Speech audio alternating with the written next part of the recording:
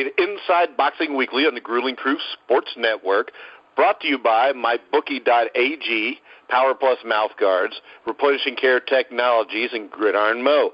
I'm your host, Mike Goodpaster, and right now I want to welcome in my co-hosts. First up, Jeremiah Preisser. How you doing, Jeremiah?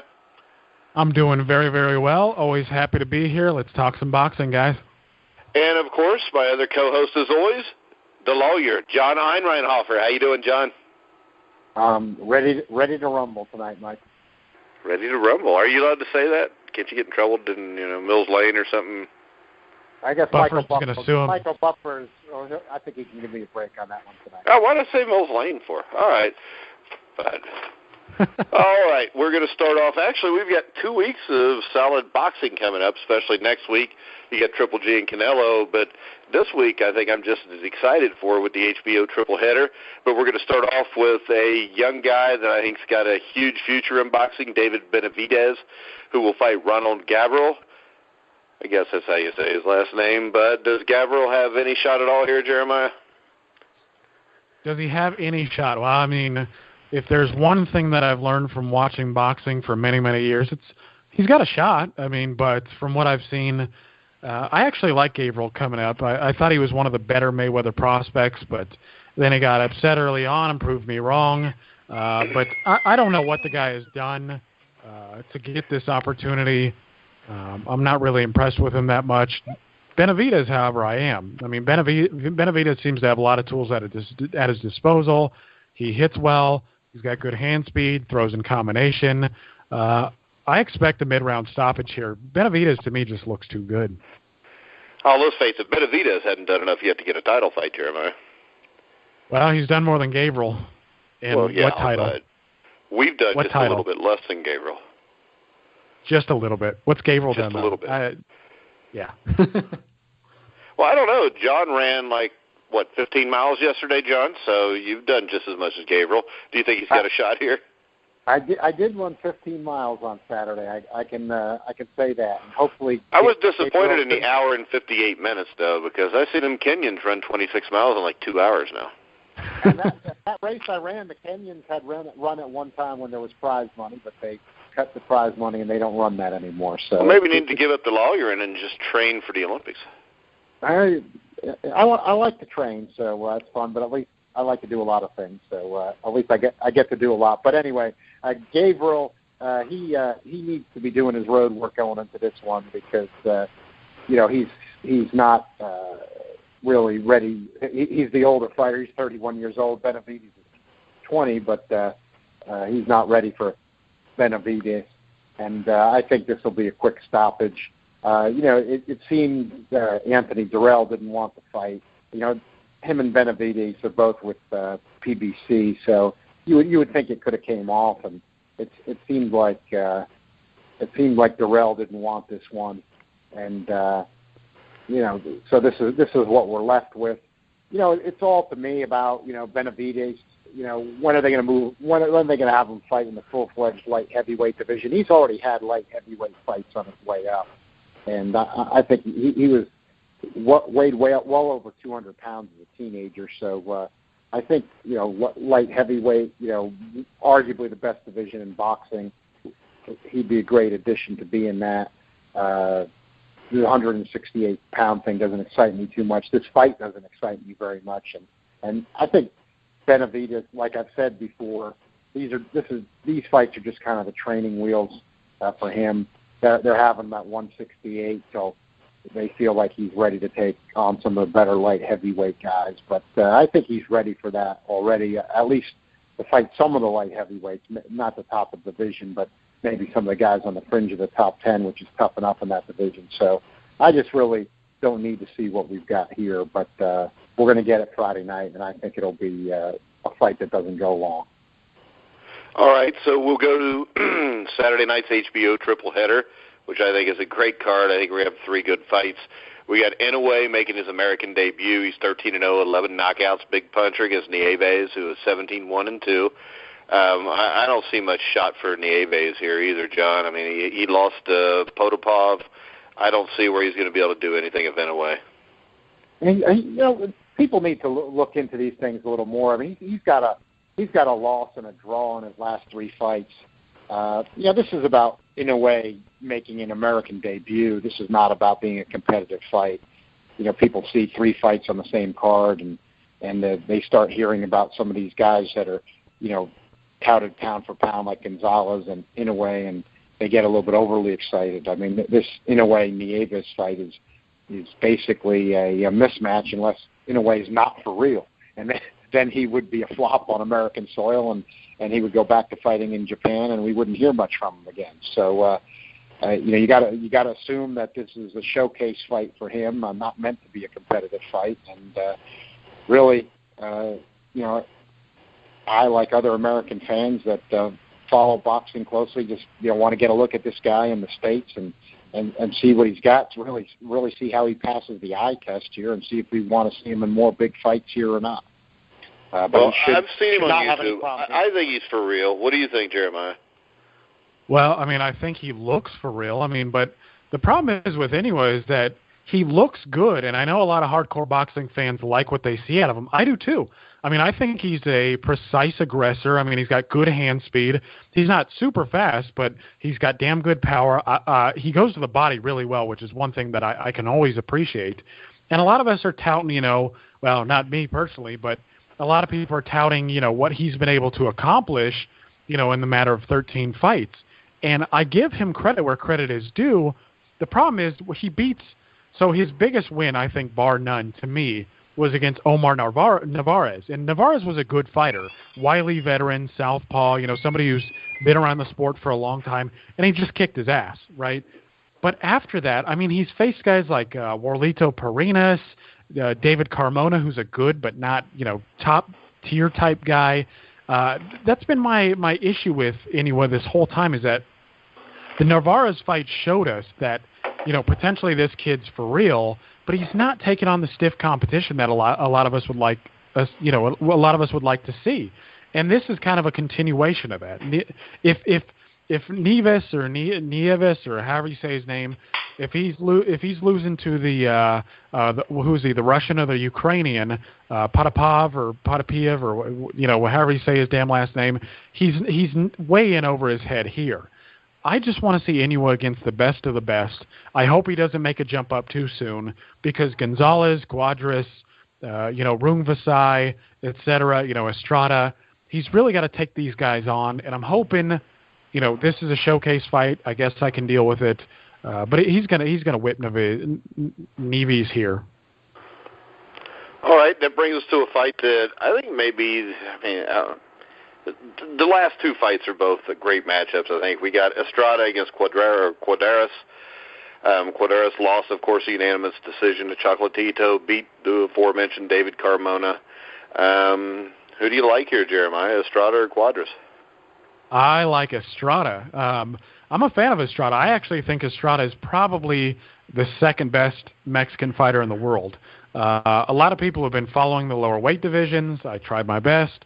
A lot of people saw Estrada's fight with Roman Gonzalez a few years back, and arguably Estrada beat Gonzalez. I mean, Estrada is a combination punching, small guy. He's got good hand speed, solid pop. He's very well rounded. I mean, he was on a lot of people's pound for pound lists prior to the long layoff, and so what essentially he's doing, he's following Roman Gonzalez up to 115 to try and get that fight, and understandably so. Cuadras, however, is a damn good fighter. This is certainly no walk in the park, but Estrada, I think, figures that if he's going to get the best in the division, he might as well make some headway now. And I think doing it on the undercard of a Roman Gonzalez fight is a perfect way to do it. I think this is a good way to set himself up for a potential showdown. Of course, if Inoue and Gonzalez win, my guess is that most people are going to be clamoring for Inoue versus Gonzalez. Which I wouldn't mind at all either. But I think Estrada versus Cuadras is a cracker, and it could be the best fight of the night. Of course, it kind of depends on Cuadras' style. I don't know if he's going to take a box-first approach that he did against Gonzalez, or if he's going to fight a little bit like he did in his last fight. Either way, I think Estrada is going to pull it out, but it's going to be a great fight. I expect Estrada to win by decision here. Yeah, I know from checking it out on mybookie.ag, the fight was dang near a push. Pretty much even up. I think Estrada was a slight favorite. John, do you agree with Jeremiah? Yeah, I do, and this is arguably the closest fight on the card. I think you're right, Mike. I think Estrada's just a very slight favorite. It's close to even money. I think Cuadras, despite his stellar record, might be just a hair overrated at this point. He's getting a little bit old for this weight class, and I think Estrada will just have a little too much for him and be able to win this one by decision. Little more activity. But this is, when in boxing, what we're looking for is fights that are close to even money.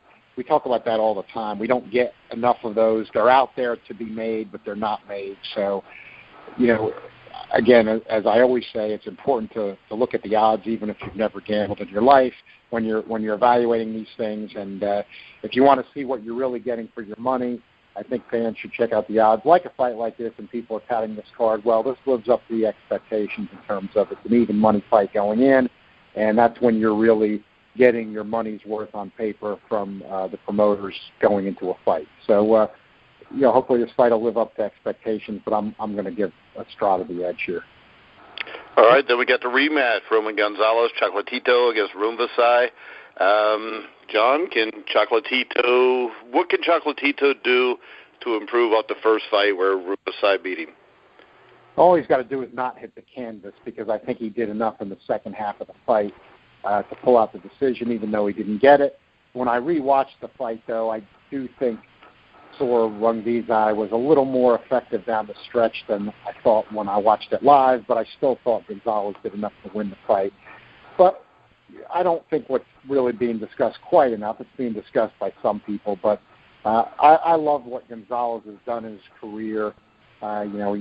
He went up like he should, got that flyweight title, original 8 division, made defenses, didn't just hang around in these needless strawweight or light flyweight classes, the 105 and 108 that we don't need. So I admire him for that. And, of course, the guy was undefeated into this last fight, a fight he arguably could have won. But why I'm saying all that is all you got to do is look at the eye test now at this point, and you can see he's not what he was.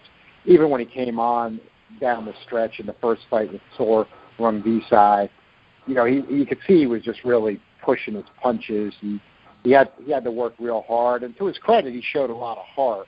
He showed a lot of guts to, I thought, do enough to pull that fight out. But you can see he's not the same fighter he even was a couple of years ago. I don't think it's just because he's moved up a mere 3 pounds from 112 pounds. I don't buy that. People get too carried away with that stuff. It's just that he's getting older for the weight class, and he's on the downside now. The ring having him in the top 10 pound for pound after that last fight is a head scratcher for me. Every time I've been looking at that since, I don't get it. So, he really, I think for Gonzalez, this is kind of a two-pronged difficulty. He's got to avenge the first loss on paper, and then he's also got to look good enough that, we really want to see these fights with Inoue or maybe an Estrada rematch or a Cuadras rematch. If he really struggles to get by and he has to pull out a split decision and he doesn't look good, then we know where things are headed for Gonzalez. But the one thing you have to give him some credit for, even though he was dropped early in the fight, is, Rungvisai does have one of the highest KO percentages in boxing. He's got, or the most knockouts, I think I should say. He's actually got one of the highest knockout totals in the whole sport. So I think even with who he's fought, especially in a lower weight class, the guy's a legitimate puncher, and he scored one knockdown in the first fight, and then Gonzalez's chin held up well after that. But guy with that kind of punching power, even at lower weight class like 115 pounds, you've probably got to look for that again. That Rungvisai, really does bring the power, and when you have that kind of power, it can suddenly change a fight. But I'll go with Gonzalez to continue what he did in the second half of the first fight, and I would tend to say probably not look great or dominate, but just be able to do enough to get the decision on the judges' scorecards this time. Yeah, so Jeremiah, I thought Rungvisai won the first fight by a point. And just like John said, I think that Chocolatito has shown some age. How can he perform better than he did the last fight? Well, I think if there's a way, I think it's because Gonzalez looks more versatile. I mean, when you look at Rungvisai's style, and a couple things that pose, real big problems for Gonzalez is that Rungvisai is naturally bigger. He looked like the bigger fella. He looked like the harder hitter.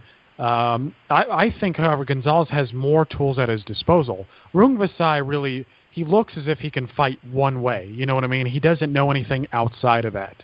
So it doesn't look as if he has much of a, his plan A might be good enough to win again, maybe.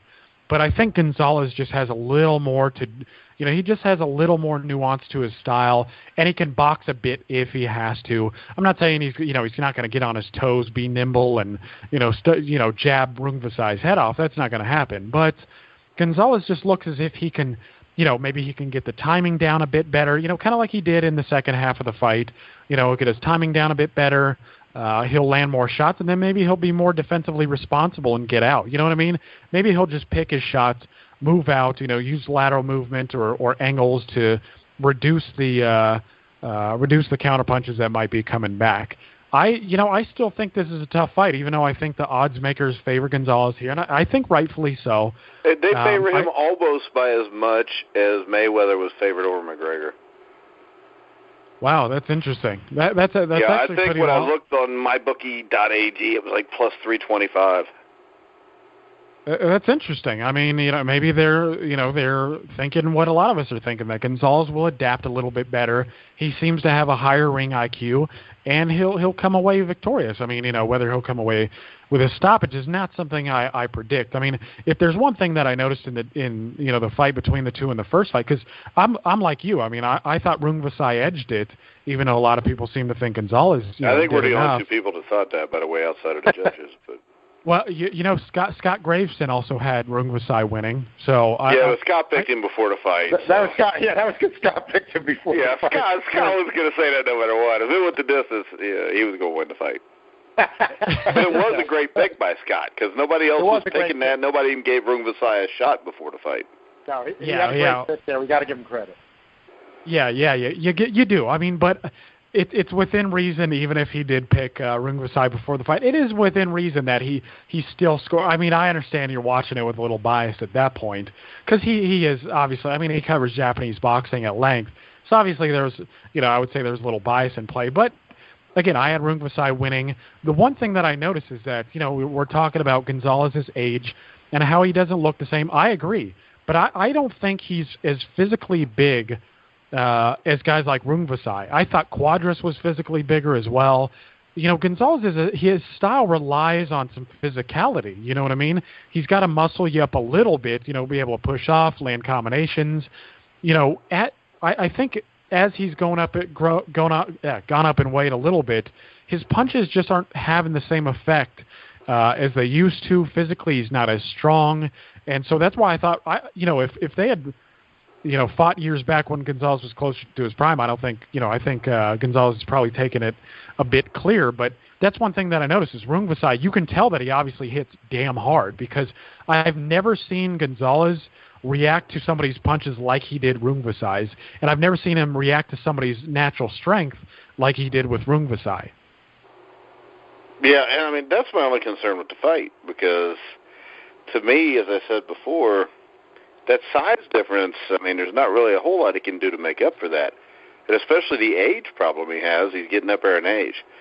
So I can tell you that I would lean towards Chocolatito, but if I was going to bet the fight, I'd take the plus 325, and I'd bet on Rungvisai for the upset. Yeah, I mean, that wouldn't be bad money. And I think a lot of us are – I think this is what a guy like Scott saw that we didn't see. I mean, when what he brought this, to a couple people's attention, on Facebook, and he was talking about how Rungvisai fought Quadras back in 2014. And most people, a lot of us don't follow Thai boxing because – it's across the damn world, and a lot of Thai fighters that, they stay active. They beat up a lot of no-hopers, and Rungvisai isn't really much different. But when you watch his fight with Quadras, Rungvisai is actually real competitive there. I mean, at first he's getting outboxed, but he keeps the pressure on, and he starts to turn it up later on the fight. And he does pretty well until, the technical decision. So, it's things like that a lot of us probably missed. I want to say one thing, though, about Gonzalez, and maybe a lot of people won't agree with me. I think John would, is that at this point, I would rate Roman Gonzalez higher than Ricardo Lopez. He's beat the better competition. He's beat the better competition. He's shown more ambition, and if he beats Rungvisai, to me that's a notch on his belt that creates the gap. It widens the gap between him and Lopez historically. I know a lot of people wouldn't agree with that, but I honestly feel as if Gonzalez has just done more in his career, and I like his ambition. I'll give you this. I think Lopez is one of the most underrated fighters of the last 30 years, or overrated fighters of the last 30 years. Yeah, I think based on who he fought. Yeah, I already have Roman Gonzalez career-wise. He surpassed Ricardo Lopez for me, despite the fact that he's got one loss on his record now. Lopez had a draw, but even if Gonzalez would fade now, I think with the competition he's faced, like Jeremiah said, the ambition he's shown, he went up to flyweight, picked up the flyweight title, which is the original division there. When you span that, that covers the 105, the 108, and he's proven he's the superior guy from everything from 112 pounds down. That's the traditional flyweight division. Gonzalez did that. Lopez never did, never even tried. And Gonzalez has fought the better competition anyway. I think when dust settles on Gonzalez's career, he surpasses Lopez, and I don't think he needs to do anything more, frankly. For me, when Gonzalez is finally done and I'm rating the 2, Gonzalez is going to go higher in my book. And I think the Scott Gravison pick of Rungvisai brings up a good point when you're forecasting boxing. I think, as Jeremiah was alluding to with Scott covering Asian boxing and seeing the Thai fighters more, a lot of people make picks when they just have not seen people live enough. And what I mean by live, I don't mean you have to be at the arena seeing them fight. I mean watching the fighter when you don't know what the result of the fight is yet. There's something about that really enables you to make a better evaluation. And people, of course, in the United States and even in Europe, they haven't seen this guy Rungvisai live much, and somebody like Scott Gravison has, so everybody else is kind of picking in the dark, even though they're not admitting it to themselves, and he'd seen the guy enough. And I think that principle can apply to other fights when people have not seen a certain fighter enough. So I think it's something that's always worth keeping in mind. And let me add. Go to YouTube because a few hours after it's over there, it'll be on YouTube. Yeah, well, and I want to add something to that too. Is we when we don't watch a guy, we have a tendency to look at it. We have this face value evaluation of what their record is like, and you look at Rungvisai, and a lot of us are like, oh, he has 4 losses, 1 draw going into the fight. All you got to do is go on BoxRec and see that his first loss. In his very first fight, he fought Yagashi, who I believe at one time was the, maybe I'm mistaken here, but I thought he was the Lanil 112-pound champion. So he lost to him in his very first fight, and then he gets stopped in his second fight, and then loses to a good fighter in his 5th fight. You know what I mean? So he's taken on stiff competition from the outset, which isn't, always the way of Thai fighters. So, again, that's kind of where we're, a lot of us are messing up. But to go to the Lopez thing real quick, and this is what I bring up, and a lot of people seem to ignore this point, but if Ricardo Lopez had done what Roman Gonzalez had done, Lopez very well might have been the greater fighter, but he didn't do it. I mean, if you look at who was at 108 when he was at 105, there was Michael Carbajal, Humberto Gonzalez, and then at 112 I think at a 2-3 year span, he had Yuri Arbachakov and Mark Too Sharp Johnson. Had he fought even a couple of those guys, his record would have been improved tremendously. I don't think it would have been because I think he would have lost every one of those guys. Well, you never know, but it would have been nice to at least find out, right? Yeah, but maybe that's the reason we never got to find out. Maybe he knew, or his promoter knew.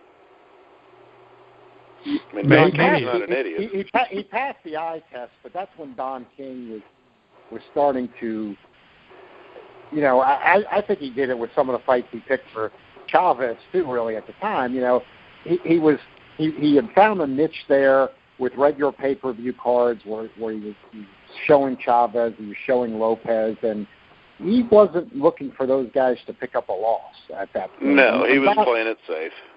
Yeah, and before that, Don King was a little more focused on the matchup as long as he had both guys. And then he seemed to drift into more of, you know, what you saw Top Rank and Bob Arum doing more of. Yeah, but I think that was to the point where Don King was starting to lose all his fighters anyways, because really he's been irrelevant since about that time. That's when he started. That was his last relevance, right? Then he started drifting. Yeah, so, I mean, he had to hold on to them. So he had to have some win. He was not looking for those guys to pick up a loss. Well, because he never made, you know, what always stuck out to me, and I've said this a lot, but I think it's really important because, again, as we know, I'm somebody that likes to look at eight weight divisions, and I think it really brings the cream of the crop out. You know, he had Julio Cesar Chavez and Felix Trinidad that whole time, but he never put Chavez in with Trinidad. He just did not want Chavez to get blown out by Trinidad. I mean, Chavez had gone up then and fought at welterweight, and you know, he was at 140 pounds anyway, and King could have easily made that fight, Puerto Rican fighter or Mexican fighter that got popular to make those kind of matchups starting around that time, and just never made the fight. Well, and I mean, and imagine if at 112, I know I've brought this up before, but imagine if only 112 existed when Ricardo Lopez was in his prime. You would have had all those guys would have had to have compete against one another. Carbajal, Gonzalez, Arbachakov, Too Sharp Johnson, and it would have been a golden era of flyweights. But instead, you know, we're stuck with these newly created divisions. They're very thin, and this is what we get. We get overblown statistics and people dry humping Ricardo Lopez's shallow resume. I don't know how to respond to that. Well, but it's true. I mean, listen, I've got a lot of respect for Ricardo Lopez, and I thought, you know, mechanically he was brilliant. I mean, technically he was just about flawless, but, you know, I see people rating him higher pound for pound than Juan Manuel Marquez and Marquez's stoppage over Pacquiao. In fact, Marquez's losses to Pacquiao are far and away superior to anything Lopez ever did. Yeah, because I don't think most of them are losses, but. And it can be argued, but I mean, Lopez never had anything like that. I mean, Marquez actually took a chance in his first fight, going from 135 to 147, was against Mayweather. Right. I mean, how much guts did that take? A ton. I mean, Marquez. The proof is in the pudding with Marquez. I mean, you even had Gilberto Roman, who was a Beristain fighter as well, and I think Beristain could, I think Gilberto Roman could rate above Lopez as well. Yeah, I think Roman was a better fighter. Roman's in the 80s. That's when I was paying real good attention. So I think he was on the undercard of the Lalonde Leonard fight, too, in 88. But that'd be a good number. 88. You're right. Yeah, because I think he opened pay-per-view part of the show up. All right, let's go ahead. We'll talk a little boxing news. Adonis Stevenson's in the news, says he wants to fight Badou Jack. Why doesn't Adonis Stevenson want to fight Andre Ward? Go ahead, John. I don't know, get his ass kicked? I mean, Stevenson has there's PBC opponents that, you know, would be even difficult for Stevenson that he hasn't wanted to fight. You know, Vitor Biev was fighting on PBC cards, and they both had the same management. You know, that fight, you know, was never close to coming together. You know, I think Badou Jack, though, is a guy that Stevenson can still take. So I don't think you could stay out. I mean, he hasn't fought top-level competition in 3 years. I mean, I think there's something to be said for that, and he's already up there in age. And I think he's basically had 3 years off. Badou Jack's a young dude, actually looked better at light heavyweight than he did at super middleweight. I think Badou Jack could take his ass. Badou Jack is 34 years old. You know, he's already stopped. He's not almost 40, and Badou Jack's been busy against fighters that were at least somewhat competitive.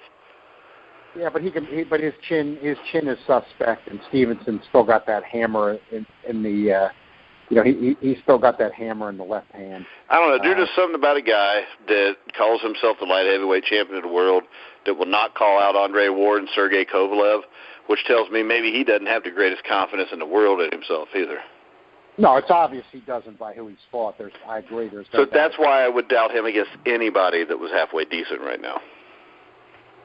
I mean, come on. His last fight was what, against Fonfara? Yeah, he can.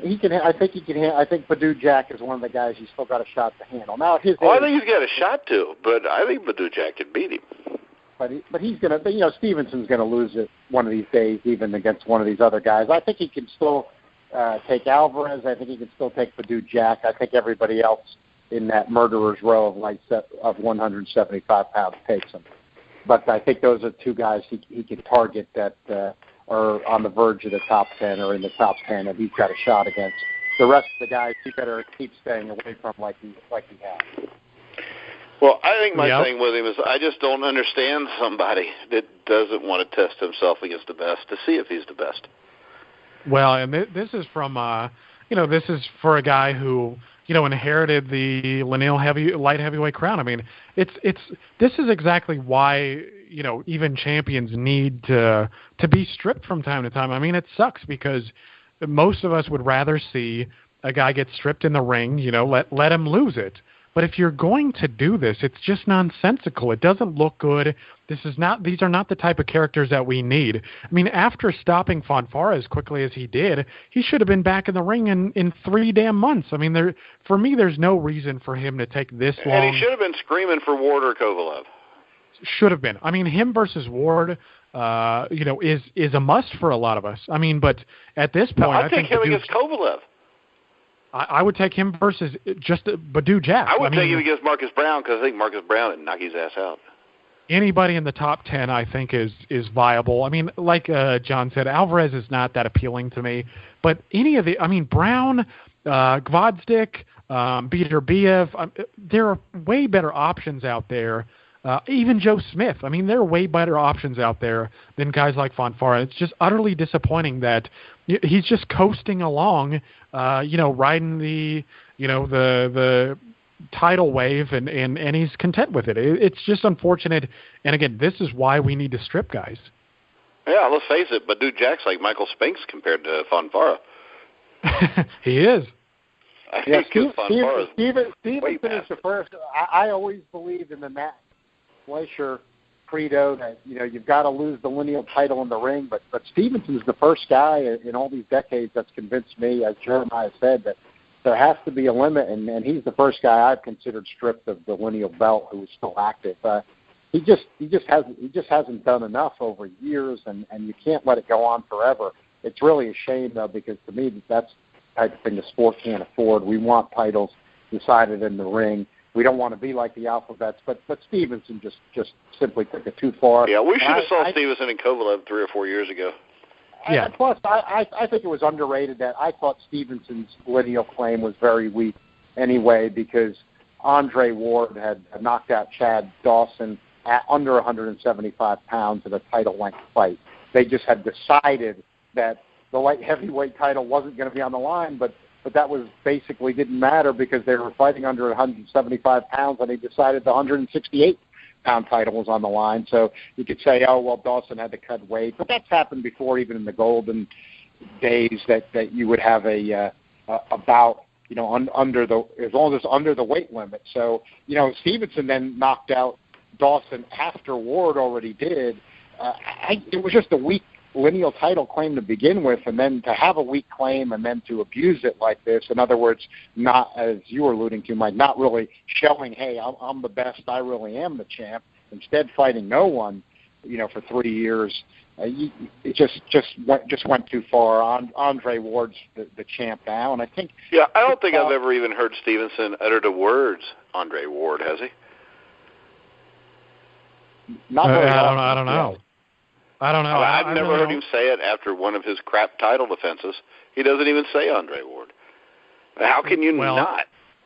But let's be slightly fair to Stevenson that the U.S., and this is where the United States is the problem, and European fans, Asian fans, they can't understand it, but we're driving the bus here, is when the U.S. started with the exclusive TV deals with Showtime and HBO, it stopped all these fights from happening. We've got to blame it on ourselves here in the United States, and Europeans who don't follow American TV or don't think they have a need to, or Asian fans or African fans for that matter, they can't figure it out. They think, well, let's have Stevenson fight Ward next, and we're like, no, that's not and can't happen. One guy's with it could have, because if Stevenson would have demanded it. I mean, how many times have we seen it where they were promoted by different guys, but the guys wanted to make the fight anyway?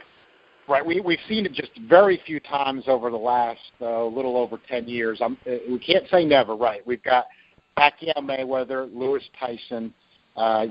Very recently you've had, Jacobs went over to fight on HBO against Golovkin. But I don't know exactly what the nature of Jacobs' deal was with Showtime. I'm just saying, if Stevenson wanted to fight bad enough, he could have got the fight. Yeah, it can happen, and I'm not making an excuse for him, but I'm saying that we do have to at least say that it's part of the problem beyond the fighters. The exclusive TV deals have just been horrible for boxing, and they're coming out of the United States. All right, let's go to anybody see Antonio Margarito's win over Carson Jones? No, I didn't see it all. I'm not particularly interested in the return of Antonio Margarito, but because now he's calling out Miguel Cotto. Do we need to see that for a third time? No, he's just trying to cash out. That's all. I mean, I don't think any of us are. I don't think any of us are excited to see any of that. I mean, Margarito is just so tainted his reputation that. I don't know what he's going to do at this point, but I can see obviously that his goal is just a cashier. He's looking to fight a big name. If Cotto has one fight left in his career, I really don't think it's going to be Margarito. There's no need for that. Justice was served. Margarito can go get beat up by some fringe contender. I don't think a lot of us really care. Well, I wouldn't mind seeing Cotto beat the hell out of him one more time. I can't stand Margarito. Now, the next question would be Jeff Horn. Who's he going to fight? Because I've heard anything from Anthony Mundine, which I hope to God that doesn't happen. And I've also heard, Jesse Vargas. I'll make a prediction. I've been thinking about this one all week, that Horn's promoters are digging up graves throughout the world right now looking for his next opponent. And, but I got no problem with that. It's his first title defense. I mean, most guys don't fight somebody that's great in the first title defense. I don't even consider that a title belt. The WBO welterweight, title that the WBO is just so in with Top Rank. Yeah, but you may not consider it, but a lot of people do. Yeah, they do. But I think that even though Top Rank's not Horn's official promoter, as soon as I saw Pacquiao supposedly got too busy with politics, I really think this is about getting some sort of big payday for Horn and his promoters in Australia under the guise of he's a champion. This is the kind of thing that's the problem with boxing. I'm really, that's the kind of opponent I think we're going to get here. I think we're going to get somebody absolutely disgraceful because Jeff Horn showed a lot of heart against Pacquiao, and that was a very entertaining fight. Enough to make me kind of want to see the rematch. I will look forward to that one, and I think it's a good idea to have it on ESPN again, but I don't like this delay. I think we're going to get Horn against somebody absolutely disgraceful. What about Alvarado? You think Alvarado would get a shot? I mean, I think they probably view Alvarado as too dangerous, as shot as he is. So I'd say no, believe it or not. I think we're going to get somebody absolutely atrocious because I think with Jeff Horn, he's so vulnerable, and they want to get a couple paydays out of him that it's just going to have to be somebody dreadful, just somebody absolutely dreadful. Well, Anthony Mundine would be a lot of money in Australia. Yeah, it certainly would be, but Jeff Horn was running a poll on his social media portals asking who we'd prefer him to fight, and Mundine was on there, and not surprisingly, a lot of Australians wouldn't mind seeing that fight, but I mean, if you want something safe, I guess Mundine makes a little sense, but to me, I'm not even slightly interested in something like that. I mean, Mundine really, he hasn't been impressive. He's just a recognizable name in Australia. So I don't know what they would do here. But, I mean, if you're looking at Top Rank's crop of fighters, Jesse Vargas would probably be the best option right now. Vargas could possibly beat Jeff Horn. But, I mean, they've got Saddam Ali. Who do they got? They've got Aegis Kabialauskas. I don't think they would stick him in this soon. They've got Mike Alvarado. I think they're going with dead bodies here, Jeremiah. I really am. I think you're talking about guys that are way too tough for this assignment. I think we are going. I had heard, and you know what? When you think about it, and nobody scream at me, but it almost would make a perverse sense that you couldn't completely discount it. There was one rumor about Conor McGregor as would they try to figure that Horde maybe not being the best welterweight top 10 guy there ever was. That and again in Australia, think of the money it could generate in Australia, but I don't know. How McGregor's UFC contract's going to play out after this point. Well, and McGregor can't fight Horn because Horn's not going to carry him for a few rounds. Horn will just walk out and knock him out, I think. I mean, any boxer that can punch is going to tear his head off from what I saw when he fought Mayweather. Yeah, well, I think he would certainly perform worse against somebody who goes out there and gets it. But I'm trying to think of who he could possibly fight who's that damn bad, to just collect the paycheck. But I mean, I think they are trying to keep the rematch alive. I mean, I think Top Rank kind of has to save that. I think if you get Jesse Vargas in there, if Jesse Vargas wins, then you get a Pacquiao Vargas rematch. I don't think. But nobody wants to see that. Right? Yeah, exactly. So that's why they've got to preserve Pacquiao Horn too. That's their big payday. And I think Horn's not, or Pacquiao's not doing it because I think Pacquiao wants to fight in the Philippines, especially if it's his last fight. Yeah, that's what I'm. There's something there. Yeah, there's something there with this delay, or they want to get Horn one more payday, and they think he's so vulnerable he's not going to get another win. I think that's a possibility as well. Is that they just want to do the Australia thing where Horn gets an extra payday before the Pacquiao 2 payday and make it 2 paydays instead of 1. But it's going to have to be somebody really, really bad. Yeah, I'm trying to think of who this. So you think Horn's so bad he can't beat anybody unless they're really bad, or just wanting to put him in against somebody really bad? I think Horn's vulnerable enough that they really can't take a chance with anybody that brings much at all to the table. So I think that's why it's got to be somebody really, really bad. I don't see anything wrong with that. It could be a European guy. Hopefully he gets to cash in on it.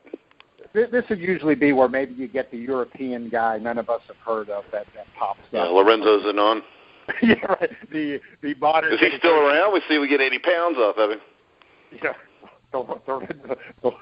Lorenzo Zanon of the welterweight division in 2017, something like that. He could do that. What was he? What do you call that? A yo-yo when he fought Larry Holmes. Yeah, it'll have to be and it's always in this situation. It has to be somebody that can't punch. So, we've got to find somebody that's bad that can't punch. Maybe Ozzy Ocasio. Well, Ozzy beat Jimmy Young twice. So. He beat Jimmy Young, didn't he? When Jimmy Young was in his out of shape stage. Yeah, he beat him though.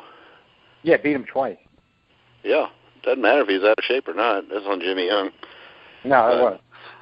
I hope Horn gets a payday. I think he's a good fighter. I think he's better than what you think. I'm not saying that he can beat guys like Keith Thurman and Danny Garcia and them, but the fact that I don't think he could, I hope he cashes in on it. Well, I think Top Rank's plan is to sacrifice him ultimately to Crawford, but they want to get, I would say, 2 paydays out of him first. They want this dead body payday, who they're going to be looking for, and then the Pacquiao rematch. Then I think you'll see him sacrificed at the altar of Terrence Crawford for Crawford to have a belt at 140 I think pounds. Everybody at welterweight will be sacrificed to Terrence Crawford at some point. Not Spence. I think. Yeah, he will. beat. There's a big difference between somebody that's not really beat anybody except Kell Brook and Terrence Crawford. Crawford's list of opponents there, it's a hell of a lot better than Errol Spence. Well, I think Spence has too much for Terrence Crawford. Really? Even though you've never seen Spence in a fight yet? No, I saw him beat up Kell Brook. Yeah, but I mean, we don't know what happens when he's in trouble. We don't know what happens with Crawford either, but I just think that Crawford was stunned a little bit against Gamboa. Yeah, I forgot about that. Yeah, he was stunned a little bit. I mean, he wasn't put on the deck or anything, but, he came back. But I would love to see that fight. The unfortunate thing is we might not be getting that for, possibly 3 years. I mean, if the reports are right, it looks like Errol Spence is probably going to be fighting somebody like, what would they say, Luis Collazo or Peterson. They're talking about, yeah, Peterson. Yeah, so with Keith Thurman being so they're injured, trying to protect Errol Spence just like they do Jeff Horn. Yeah, I mean, I don't think Lamont Peterson's got much chance, but he's a good fighter. He's not one of these guys. And I think Lamont Peterson has a chance. Don't think he'll necessarily win, but I think he may be able to test Spence. I think Lamont Peterson's better than Kell Brook. I don't think Lamont Peterson has the pop. That's the problem. And he can be overpowered. He got overpowered by Matisse, and I think Spence will go through him. Well, I think Peterson's a lot stronger at welterweight when he's not trying to lose the weight. Well, I mean, we'll see. But the thing is that either way, I mean, Spence is going to get a PBC guy, to defend against at first. Keith Thurman's still injured and inactive. So my guess is that if we're going to see Crawford versus Spence, it's going to be some years out. Because I think Crawford-Spence is kind of like Wilder and Joshua. Does it really make sense to put Wilder in with Joshua right now? When you can build that fight for 2 years, have them both still in their prime, and probably sell the hell out of it everywhere.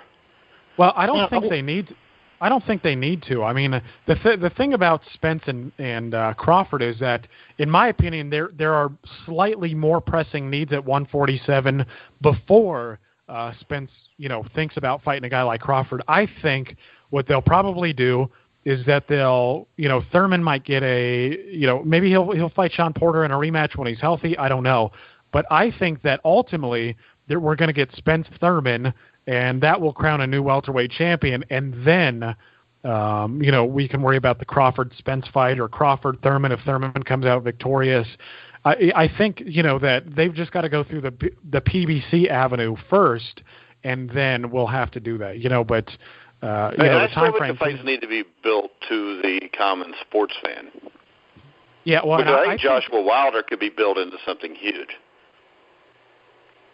Yeah, I agree. I just think that, in terms of welterweight action, I think you'll get enough time to build that fight because Errol Spence will have... Oh, yeah, there's enough guys there to make it interesting.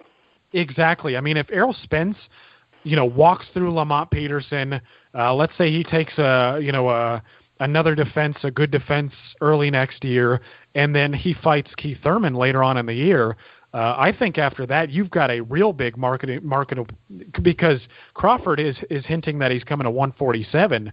So if you'll have about a year and a half, 2 years to build it, and I think that would be a massive showdown. I'd love to see it, but of course Spence has to get by the guys, and Thurman's got to get past the guys. Yeah, and the one dangerous thing there, unlike the heavyweights, is there's welterweights there that could throw a wrench in that. Oh, yeah. I mean, I don't think Keith Thurman is a gimme for Errol Spence. No, that's a good fight. I mean, that's like Jeremiah said, that's the fight for the welterweight title, if that comes off next, which, not next, but I think when Thurman's back from the injury, hopefully they'll make that fight because that would be fill the vacancy of the true welterweight champion. And then, if Crawford's moving up at that point to taking on maybe Horn, if Horn's beat Pacquiao in the rematch or getting that WBO belt. Not that we need that to be part of it, but the way HBO works and Aram, I'm sure that they're going to have Terrence Crawford pick that belt up one way or another. Hell, Crawford's already dropped one of the 4 belts he won. Yeah, that's for all those belt matters people out there. Crawford is already not the IBF 140-pound junior welterweight. Surprise. What a shocker. He was that for 11 days after all that hype. Like anybody really thinks Julius Ndongo was ever a 2-belt champion. Oh, God. The thing that was amazing was all the people that thought that was a competitive fight going into it. It was frightening that people had that little ability to analyze, that they're looking at the wrong markers to analyze fights. Well, you get Stephen A. Smith and all them talking about how it's 4 belts and first time it's ever happened. First time it's ever happened because it doesn't really matter. Exactly. That was exactly what I think. And the problem is, even if you hold 4, just like you already had to give up 1, then you got 4 different mandatory challengers. You'd have to fight every 2 months to keep all 4 belts. Well, and they don't want that. I mean, that is why I'm not as hyped about, this big unification as other people. I mean, everybody's like, oh, my God, this hasn't happened in 11 years. That's exactly why, we need to ignore the alphabet trinkets. We should not have – it's like pulling teeth to get these guys to work together. And they actively they actively go against unifications. I mean, when's the last time we ever – want 4 different guys paying for you freaking, to fight for titles. Exactly. I mean, and this is why the IBF not only did that to Terrence Crawford, but they did it to Tyson Fury. I mean, Fury was trying to hang on to his IBF belt, and they stripped him. Of course, the IBF, like the hypocritical bastards they are, they didn't do the same thing to Anthony Joshua. Of course, Joshua agreed to, do the IBF mandatory, but there's just no consistency there. And even though I like Sergey Lipinets, so they took the belt away from Crawford, and now we have to deal with Lipinets versus what the hell's his name, Kondo? Has anybody ever heard of this guy? No. they just these are the kind of guys that are going to come. Well, I've only seen Lipinets once. Well, Lipinets, you should watch more of them. Yeah. Lipinets is good, but he needs better. He needs to get in with somebody we know who's a tough opponent. He's ready for that. And there's some good fights. I mean, as we were saying, think of him and Prograis. They're both, on the Showtime PBC side of things. I mean, that would be a tremendous fight. Yeah. So real quick, I looked up Kondo. I don't know how you say his name, but he's from Japan. He's 29-6-1 with 16 knockouts. I really just don't know how he's ranked 45th by BoxRec, and I'm looking at his last about 10 wins since his last loss. He beat one guy with a 33-1 record, a guy in his debut, a guy with 10 fights, a guy with 1 loss. I'm not even sure how these guys get in these positions. I mean, it's a joke. Having the right connections. Yep. Money. Pretty much. You get the right promoter, you can do anything. Oh, yeah. Yeah. I mean, look at the WBO and Bob Arum. Big butt buddies. Yeah. But Lorenzo Zanon got a title shot. I still can't get over that one. Who's the guy Thomas Hearns beat? Who are we talking about? Oh, Pablo Baez. Yeah, Pablo Baez got a title shot. Pablo Baez. Jeff McCracken got a title shot, didn't he? Or was that the NABF belt against Tommy Hearns? No, I don't think he never got a shot at one of the quote unquote world belts. That was the NABF then. He did fight Thomas Burns, but Kraken was a good amateur then. Yeah, I think Hearns took him out in 8. He didn't do bad against Hearns. It was Thomas Hearns. That's what. Then you always got Alfredo Evangelista. Yeah, he was another classic. Multiple title shots for Alfredo. Yeah, you get to fight Ali and Holmes. The Spanish Bull. Luckily for him. He got beat up by Michael or by Leon Spinks, too. Greg Page took him out then after a while. Yeah, and I think there's no doubt Scott Ledoux would have owned Alfredo Evangelista. It'd been like over a month since I got to bring Scott Ledoux up on the show, so there we go. Had to plug him in. Yep. Scott Ledoux of Alfredo Evangelista is one of my dream fights. Well, they were two of the classics of that era. Well, they were. Don't make fun of Scott Ledoux just because Alfredo Evangelista sucked, all right? Scott Ledoux went life and death with Ken Norton, Mike Weaver, Leon Spinks, and he beat Leon Spinks. That was a bad decision in the draw. And if he gets that decision, maybe he beats Muhammad Ali and becomes a heavyweight champion of the world. Well, Norton Ledoux was a good fight. Yeah, it was a good fight. Weaver-Ledoux was kind of one-sided for Weaver, but I don't know. Sometimes I think Scott just let guys win because he felt sorry for him. He's just generous like that. Yeah, like Larry Holmes. I mean, he could have easily taken out Larry Holmes. We all know that. Well, if they wouldn't have stopped the fight too soon, I mean, he may have. No, he said it was because of the thumb in the eye. That was that classic when Howard Cosell's toupee got knocked off in the scuffle after the fight. No, that wasn't that one. The scuffle after the fight where he knocked the toupee was that Ronaldo Snipes? Was Johnny Boudreaux. Or was that after the Ronaldo Snipes Holmes fight? No, it was Johnny Boudreaux when Scott Ledoux pulled his toupee off because that was the U.S. Championships that Don King and Ring Magazine rigged. And actually, I've got a DVD of that fight, and Ledoux won like every round, and they gave it to Boudreaux, and that's when Ledoux went crazy. But I think he did lose the toupee after Holmes Spinks when Jerry Cooney was sitting there and they had a little interview between them. But that wasn't Scott Ledoux's fight. So it was after the Snipes fight, yeah. Because that's when Ronaldo Snipes got his arm cut, which he said hindered his career after that when they were cutting the hand wraps off him and then the scissor went into his arm. I thought the thing that hindered his career was he never really trained that hard. Snipes, I always thought Snipes was in shape. I'll give him that. He had a lot of heart. He was in shape, but I mean, it seemed like he got tired a lot. I didn't think he just wasn't active enough. It was like the Holmes fight. He lands the one shot. That was pretty much everything he did in the whole fight. I just didn't think Ronaldo Snipes was very talented. He had heart, and he tried to fight, but he just didn't have a heck of a lot of ability there. Well, the other problem with Snipes was he didn't have the right people backing him. Because I remember, you remember Scott Frank? Yeah, Scott Frank fought in New Jersey all the time. Yeah, fought Larry Holmes for the heavyweight title. But the reason he got the title shot was a draw against Ronaldo Snipes, where Snipes won every round and beat the living hell out of him. But Don King wanted to do the black-white heavyweight title fight thing again, I think. That's what Holmes was starting to soften up his schedule. Well, there wasn't much left to fight by the time he got to 1983, though, except for maybe Greg Page. Yeah, or a rematch with Witherspoon. Left Page and Dokes off of there. That was the thing. He never. Yeah, but Dokes kind of eliminated himself with the Harry Coetzee fight. Plus, Dokes and Page pretty much eliminated themselves because they aligned themselves with Don King, and Larry Holmes had broke away from Don King, if you remember. Well, they were all with Don King for many years though at the same time.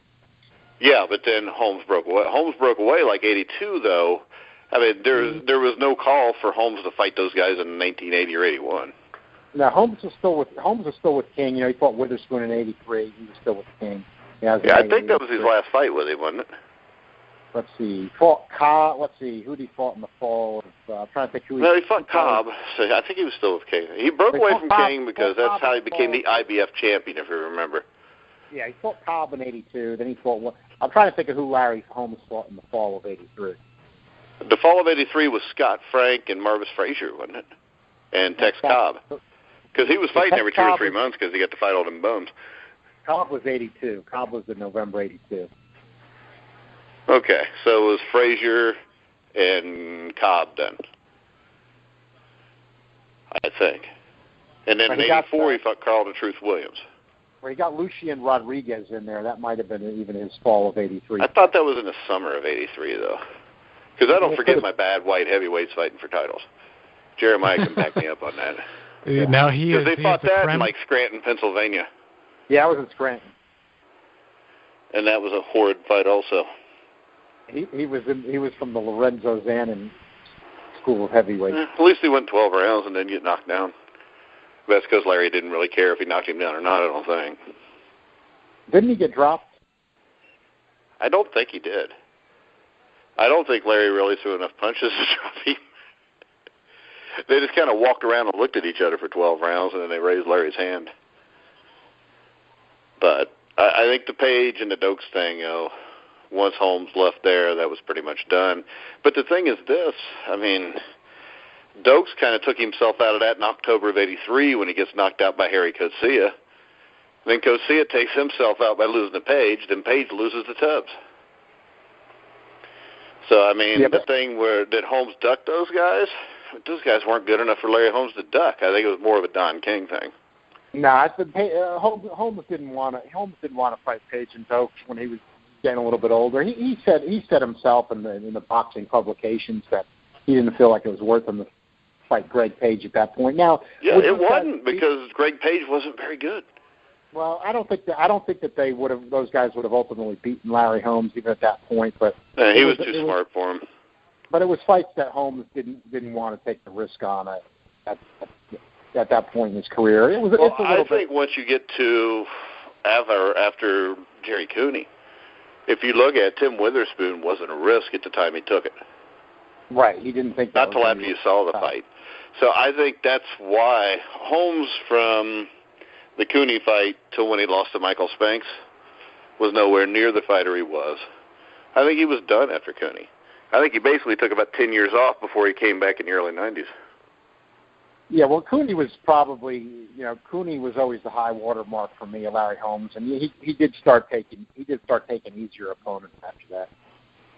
Yeah, I mean, hell, he made his money, and I mean, hell, Larry Holmes, he's gonna fight 4 times in a year at $2 or $3 million a piece instead of fighting one real competitive guy for 9 or 10. Yeah, and of course, but then when he came back in the 90s, he showed. He reminded everybody of what he had. Him and George Foreman were, I always say, probably the only 2 guys that really enhanced their careers and their legacies when they came back when they were in their 40s. Yeah, I think Foreman had to, just by the way he ended his career. Right, exactly. That was, if you look at the way Foreman originally finished up, he really completely reversed his legacy. Yeah, he lost Ali and Young. Right, and he was looked at as just a guy who punched himself out, was a wild swinger who would just run out of gas. Because that's what he was back then. And he came back, and I think it's debatable, 1991-92, George Foreman may beat the young George Foreman. Yeah, it is always debatable, but also it shows when people have that kind of longevity, though, it shows you what they did have when they were younger. Really, the only guys that have that kind of longevity are guys that are really the greats, and that's what Holmes and Foreman ended up showing that they were. Like, for example, we didn't realize in young George Foreman's career how good of a chin he actually ended up having, and it was obvious he never even hit the floor in the comeback. And I think that's the reason Mike Tyson never messed with him. Yeah, that was a bad style matchup for Tyson. Old Foreman. We didn't know it at the time, but looking back now, what we know about both guys, it was not the best style matchup for Tyson. No, Foreman would have knocked him out, I think. I may be wrong. He would have had a shot at it. He really would have, and you would have laughed at it at the time. But then when the dust settled. Well, I think the key to me is this: George Foreman. I don't care about the size, how hard he hit, or how good a punch he took. George Foreman wasn't going to be afraid of Mike Tyson. No, he was not. And the people that weren't afraid of Mike Tyson usually beat Mike Tyson. Yeah, well, I like the way Foreman described it when he was looking for that fight and he never did get it. It was even before he fought Holyfield the first time, and he said, "Tyson and I are both predators. Tyson hasn't fought a fellow predator yet." Yeah, and Foreman had. Hell, Ali was a predator even though he wasn't a huge puncher. Yeah, but I know what we know now is. Yeah, Foreman knew what he was talking about there. All right, we're going to go ahead and wrap the show up. Jeremiah, we'll let you have the final word since you were silent for the last 15 minutes. Okay, good. I just wanted to mention real quick that the big World Boxing Super Series premieres this weekend as well. Alexander Usyk versus Marco Huck is going to kick off the series. And I think Usyk's going to whip his butt, but I'm real excited about the whole thing. I think it's going to be good. All right. I want to remind everybody, of course, football kicks off this week. Last week, you can check our college football weekly pick'em show with former Alabama 2-time national champion Bill Searcy. That should be up Wednesday sometime, probably in the morning. You can check our NFL pick'em show with former Denver Bronco Mark Cooper. That will be out probably tomorrow night, and if you're listening to the show now, you can go and find our NFL season preview with myself and former 49er Randy Cross.